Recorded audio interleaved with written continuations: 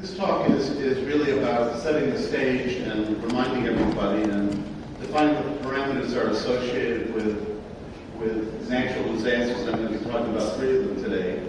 And through that analysis, identifying gaps and needs that the first responders in Long Island, as well as the state and federal government, are going to have to address these sorts of natural disasters. And of course, the central theme to that is communications and interoperable communications. And it's not just voice, but it's also data, sensor data, or whatever data might be applicable. And that might also involve imagery from helicopters or from other assets to help give some sort of real-time vision of what in the world is going down. I'd like to acknowledge my co-authors, Pravina Amala, who's with me today, and also Eitan Adam, who's been very visionary in some of his thoughts about this particular area. And so we don't need that or that. So interoperability. I just thought I would state what it means to some sources, the IEEE, Healthcare, Computer Science Consortium, the dictionary. Basically, the exchange of information, whether it be communication, whether it be data, must be accurate and effective, and in this particular situation, rapid exchange of information that's meaningful and that will allow decision makers and people who must react to these sorts of disasters to be able to react in a timely and efficient manner. You don't want to overload them with a lot of irrelevant information. You certainly don't want to give them so little information that they don't know what the world is really going on. So you want to give them the timely information that they need. And every particular group that's going to be responding to these sorts of events may require a different subset of that information. That's something we all should keep in mind. The infrastructure, and today I'm going to be talking about natural disasters, but obviously there's also an analogy with man-made or terrorist disasters as well. But our infrastructure, about 85% of the infrastructure on Long Island in New York City is in private hands. Only about 15% is in the government hands, whether it be local, state, or federal, or whatever. And that infrastructure encompasses all the way from buildings to ports to tunnels to power, information, and communication systems as well. So very nicely talked about in the previous discussion. Bridges and airports, and of course the central feature, which I first went over, but we'll come back to, because that's really people are, is what this is really all about. How to protect people who are going to be very vulnerable, especially the infrastructure that we live in. Now, Homeland Security, perhaps you've seen a lot of this before, right? But it likes to look at sort of protecting against these sorts of disasters by looking at infrastructure protection, by looking at intra-agency collaboration and information sharing, which goes sort of to the heart of interoperability. And of course, really prime is the reliable and secure communications. And their tenets are protection and prevention, being prepared, responding, and then recovering from that. And whether it's a natural or a man-made disaster, many of these things are very applicable. In terms of a natural disaster, to prevent it, you want to obviously get yourself ready in sort of preparation.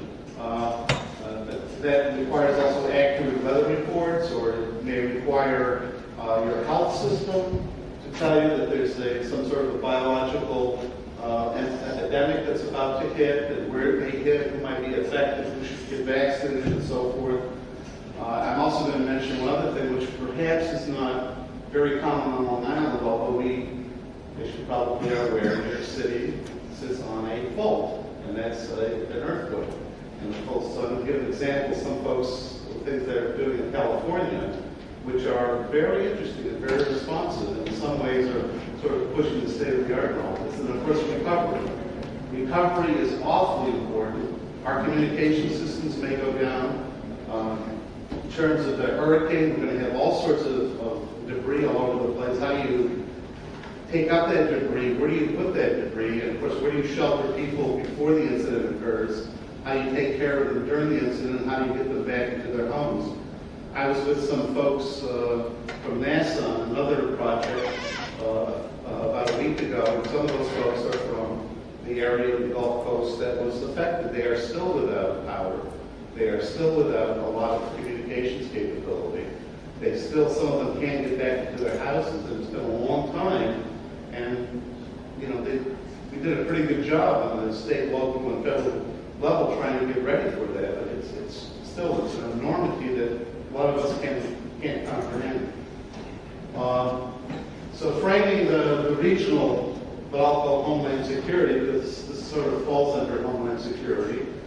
You know, we've all been aware of these awful things that might occur from weapons of mass destruction, radiological dirty bombs, biological pathogens that might be released, chemical agents, conventional explosives, and that's becoming, incidentally, very much of a concern with our Department of Homeland Security, and that's the use of improvised explosive devices here in our homeland, not just overseas in Iraq or Afghanistan or wherever.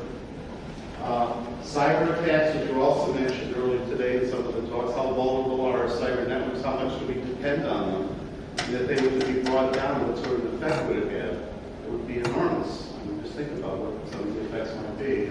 And the natural disasters that we're talking about today, and basically we're talking about earthquakes, pandemic flu, and hurricanes, and the sort of interoperability issues that are associated with those. So we'll first look at recent earthquake events in the United States, including Alaska, no political issues there, Hawaii, Puerto Rico. As you see, a lot of it is based in the western part of the United States, which is not surprising to a lot of people. Lots of different faults. I happen to be in our space technology division in California near the ocean on July 30th. And July 30th, we had a 5.6 earthquake in East Chino Hills, about 40 miles east of where I was located. I happened to be the tallest building in that particular vicinity, and we could feel the P wave to generate, and then the S waves as it began to sway back and forth, and it was really incredible. And the floor I was on had windows in it, so I went to the windows to take a look down. And of course, as I was doing it, they were yelling at me, "What are you nuts? The windows would pop in and kill you." I just wanted to see what was happening outside. The people were feeling it outside also on the ground. They would stop and look around. They didn't quite know what in the world was going on. And it went on for about a minute and a half to 2 minutes. It seemed like it was an hour and a half to 2 hours. So that could also happen where we live. And if we could have a level 6 or 7 earthquake, it would be really disastrous. So in the United States, what we've done is to institute a national seismic system, and there are centers all over the United States that actually monitor, and you may not be aware of it, the seismic activity and seismic events that occur, including Hawaii and Alaska. In California, it's even more robust. They also have developed, in fact, they were the leaders in the civilian notification network for national disasters. Long before we started to implement this reverse 911 here on Long Island and so forth. And this is to notify people that an event is occurring, the extent of it, where to go, where to be protected, and where to be sheltered in place. And they have locations in California. They have one in San Francisco. We also have one outside of the gates at California Institute of Technology. I've been to both of those places. Very impressive command centers associated with both of them. And just in case there's such an earthquake that both of those go down, we have a backup center in Colorado to monitor these sorts of sensors and these sort of activities that are going on. So this is some idea of placing sensors that can give you information in real time about what's happening, or even as a precursor. The challenge that we have is how do we take that information, package it, get it to the right people, and get it into the right systems so that they can analyze it and get some coherent picture of what's really going on, and then, of course, execute a plan in place to, in fact, respond to the probability or the actual event as it's taking place. I'll go on to the next issue, which has some similarities and, of course, some disparities, and that is pandemic flu. That's something that's been on a lot of people's mind, and the way these things spread are really quite amazing. It can spread in birds, it can be spread by humans, it can be spread by the virus being picked up and moved actually in the wind